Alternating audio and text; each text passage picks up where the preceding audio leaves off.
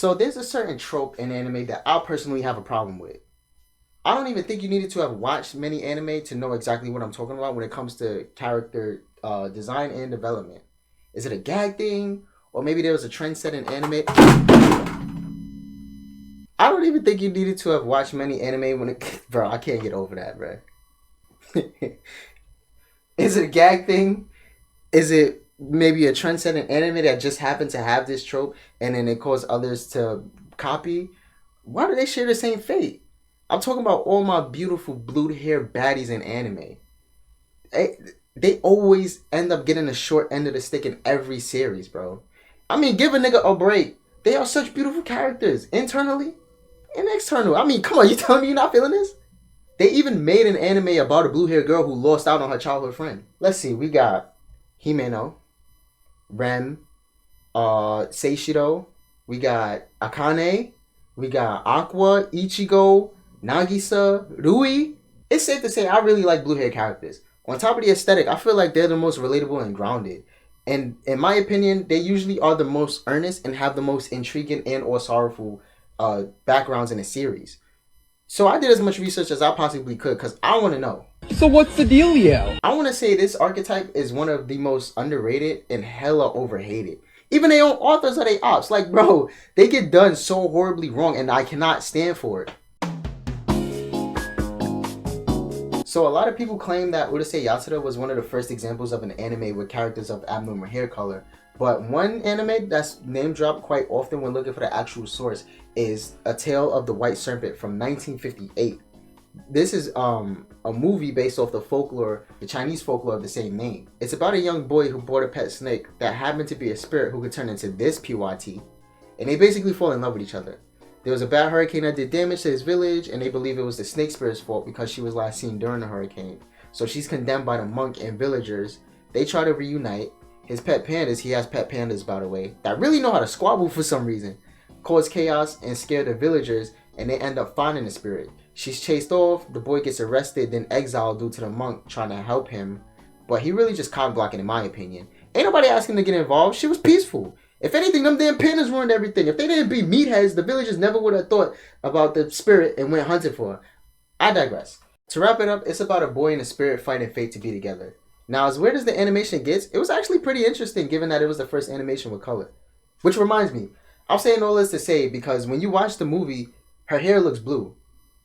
It's really black, so this whole thing is irrelevant. But I just wanted to bring it up because I wouldn't have been interested if I wasn't trying to figure out the origin of this trope.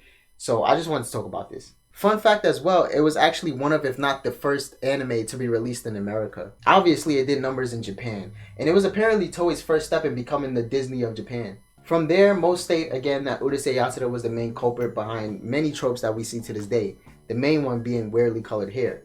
Which is kind of reasonable, because again, Urusei Yatsura was a pioneer given that it was the foundation of many tropes that we see to this day. But the earliest I was able to find was actually the character Go Non from Magical Megu-chan. Now, it wasn't the first magical girl show, nor was it the first to introduce colored hair specifically. There were shows before that gave characters different shades of blonde or orange or brown. Fairly normal colors, even if not for Japan. But for blue hair specifically, it was known from Megu-chan. There's a magical girl named Meg who descends from her witch realm to study under her sensei residing in the human realm, to soon become the new witch queen. She's in this human realm because she has to learn about humanity. So basically, she got to do a lot of maturing and growing before she could claim the throne. So it's kind of a coming of age, slice of life type of story. But she's not the only one aiming for witch queen. We then meet Go Non, a rival who's also in the human realm studying and competing with Meg. From here, Meg goes through a bunch of crazy hijinks as she matures and tries to keep her status as witch a secret from the humans and compete with Non for the title of witch queen. Now, I may sound like a poser when I say this, but for how much anime I have yet to consume, this definitely wasn't going to be one of them. I would not watch this without a reason. And there's nothing really wrong with it, right? The animation isn't really bad for how old it is, but the style, the way the characters move, and the shitty audio is really off-putting for an otaku who grew up on more recent series. But it definitely has its charm, and the synergy between characters feels very grounded. Like for instance, the first episode, Meg has to acclimate to her new family. And they immediately get off on an absolute wrong foot. So the family consists of her mother, Meg, Appo, the baby sister, Rabbi, the shithead little brother, and Papa, the only one without a proper name, by the way. Anyway, the mom transports everyone to the airport because this family was already established before Meg arrives. So the mother needs a reason for her to be there while she tutors Meg. So the story is, Meg was on a trip or something, and the family's there to pick her up. So later on, they're home having dinner, right? Little girl pranks about putting a frog in her drink. No idea where he gets this from either, but she goes over the edge because he's constantly pranking and bothering her since she came into the family. She had enough. She yokes this little nigga up and starts yelling at him. The sister jumps up and is yelling at Meg not to hit him. So now she screams at little sis, "Mind your business!" and yeets the little sister headfirst to the floor. Wow! Back of the head hit the floor. Now she gotta have a concussion. Parents is panicking, like, what are you doing? She started bitch slapping bro. And choke slams his ass to the glass cabinet full of fine china. Watch out, watch out, watch out, watch out! He and the little sister started bawling.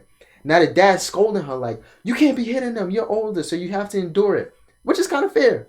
Meg don't think so though. She just get into the world. She got to deal with all this shit. It's too much right off the bat.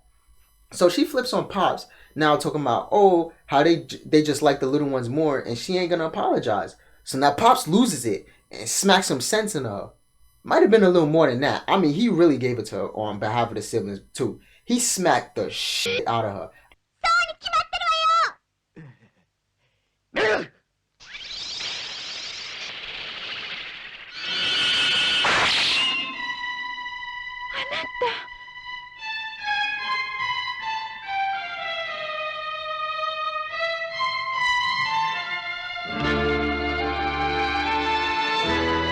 Obviously, he regrets it immediately, and she runs away. Non finds her and says how she doesn't want to hurt her, but she needs to step off so she can become queen.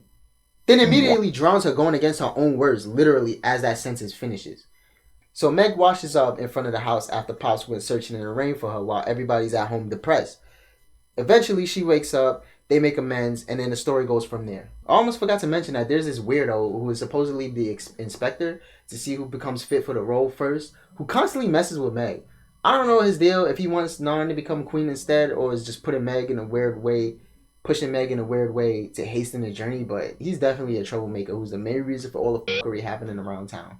Again, the animation is very old, but if you can endure it, you get a really good story actually from what I see so far about growth, camaraderie, loyalty, navigating and understanding human emotions. I recommend it if you ever need something to watch. It actually is considered a pioneer in the magical girl genre that actually influenced Sailor Moon. I forgot what the point was. Oh yeah, it was about Nun. So Nun is the first blue-haired character that we, or maybe just me, knows of. She's considered one of the most powerful sorcerers in the world. She's cold, doesn't show much emotion. While she does eventually open up to Meg and fight mutual enemies with her, they don't become actual friends but stay as rivals with somewhat of a truce. And she's an alien, which was a theme for characters who had colorful hair at the time. We can even look at Lum from Urusei Yatsura, among other series. Colored hair was pretty much exclusive to characters who are from like different worlds and dimensions and shit like that. That's really all there is to Non, which I feel is a bit different from the characters that I usually see with blue hair, naturally. The only connection to the archetype would be that she's cold and emotionally reserved. But then again, now that I think about it, that is a pretty core trait to a lot of characters like that. And then again, she doesn't express that much emotions compared to Meg, but she does soften up a little bit towards the end. And since this series did influence something as big as Sailor Moon, which I haven't watched yet, so unfortunately I gotta spoil myself a little bit.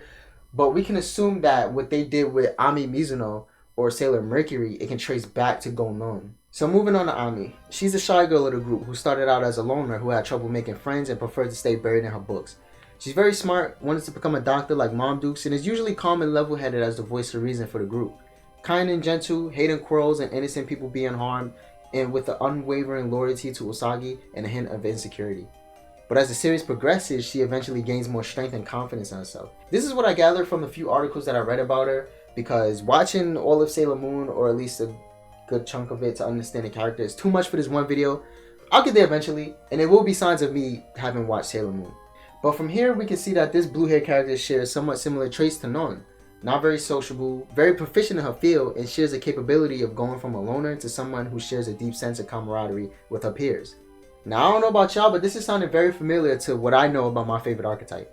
I went on for a while, but I still feel like I'm scratching the surface of this archetype, so all I can do for now is just trying to infer the origin of this trope, because I'm gonna be honest, to really unearth it, I'd have to go through so much more history of anime just for supporting claims to my reasons that aren't even certain.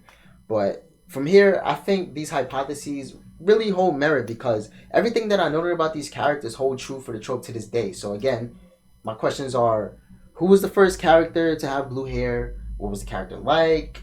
How did they affect the industry for blueberries? I'm going to call them blueberries for now on, it's shorter. But how did they affect the industry for them to be what they are now? So, from my research, Go Non from Magical Megu-chan, or Witch Girl Meg, is the first anime character to be made with blue hair. She's just as you would expect from a character with blue hair in modern anime, just not exaggerating in the traits.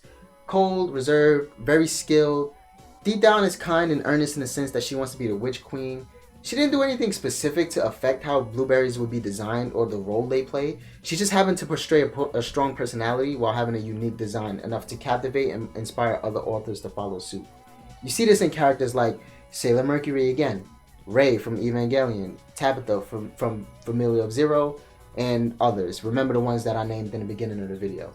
It's an obvious fact, but I feel like I should state that not every blueberry falls under this trope. Many don't even share the same fate. Take Aki from Masamune-kun's Revenge, Boma, Botan from Yu Yu Hakusho. I'm sure you know many others. But we can assume that it can be a myriad of reasons for this archetype to be developed. The reason blueberries hold such fate can be due to the characteristics of those that came before. It started with one series that created a character that just happened to have blue hair that exhibited endearing traits that influenced other authors to do the same. The first of these characters shared commonalities in their demeanor and journeys throughout their respective series that made other authors follow suit with their characters that also have blue hair, such as being cool, calm, and collected, having a mysterious and distant air about them, and being slow to showing their true colors.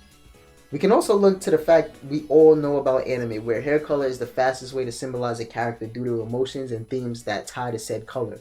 Blue often gets tied to peace, loyalty, wisdom, is believed to provoke creativity, yet also sorrow, depression, melancholy, coldness, fragility, and tragedy.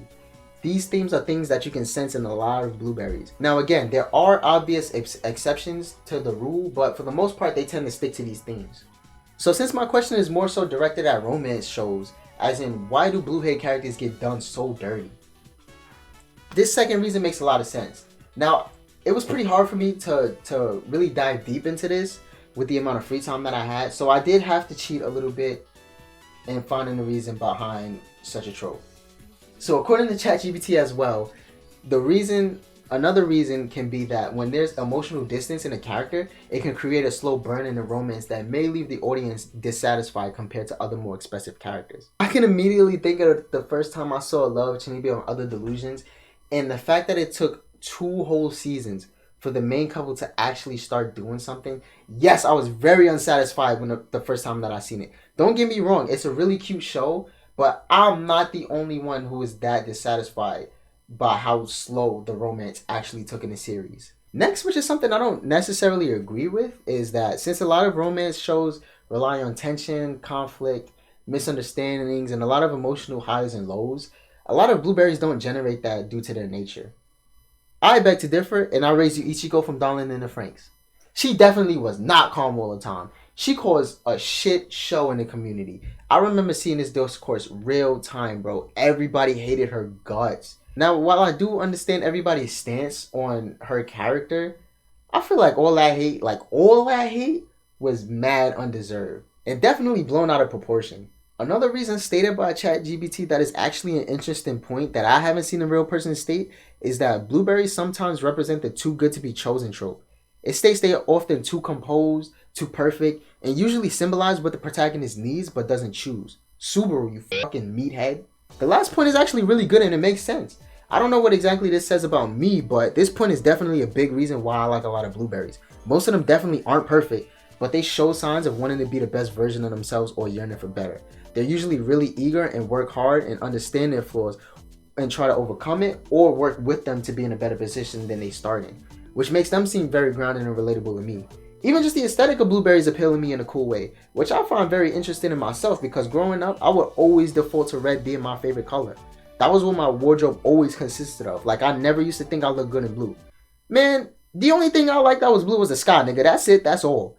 But now that I'm not some dumb kid who only cared about having fun in the present and got things I actually have to worry about now, I feel myself growing more attachment to things that are represented in blue. Most of my clothes now are blue. I mean, I've definitely become a lot more calm in my demeanor and shit compared to my kiddie and teen years. Or maybe it wasn't a coincidence. I mean, I've looked on YouTube many times trying to find somebody who caught on to the trope and did research on it, in anime specifically, but I couldn't find anything. Maybe there is something big that I missed out there, but I don't know. I feel like this was a pretty good dive into the background and the theories behind it, and they do make a lot of sense for this trope.